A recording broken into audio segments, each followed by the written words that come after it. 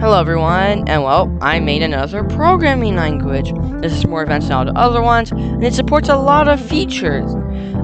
This is gonna be a little short video demonstrating it.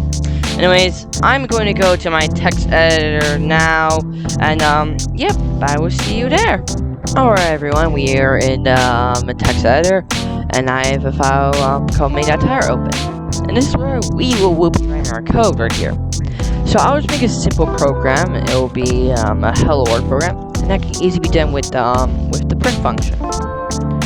Then we can just do python.main, and then we can run our main.tire. And you see we have a simple hello world. We can also get input from our user, so I'll just make a variable called input and just set that to blanket, and we can use our input function. And then after store input in the input variable, and have a little message. Then we can just print, and then we can just print our input. If I run this now, we can just input a name, and we get a name back. So yeah, that is pretty cool.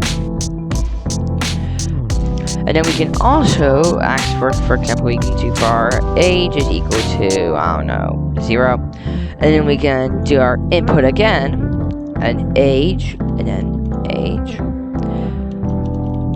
And this thing stores it in a string, so, you know. And from there we can do an if statement, and we can check if age is actually equal to, let's say, 2. And we can do print test, for example. Oh, whoops. I accidentally just did. Alright. So now we can put our name John. Well, it's not really my name. Put our age of 2. And if it's 2, then, well, we get test. Then we can do the same thing right here, but let's do, I don't know, 6. Well, it isn't run. Also, the reason I'm use quotes here is because the input function returns a string. So yeah, this also has support for, you know, else statements. So we can put, for example, not 2 for our else statement. Whoops. Okay, I'm so used to using the FA thing. All right. So we can do the same again. If we don't put any that is 2, then it will return it not 2.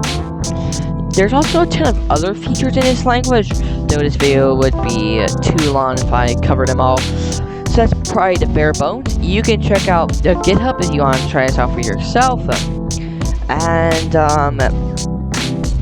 Yeah.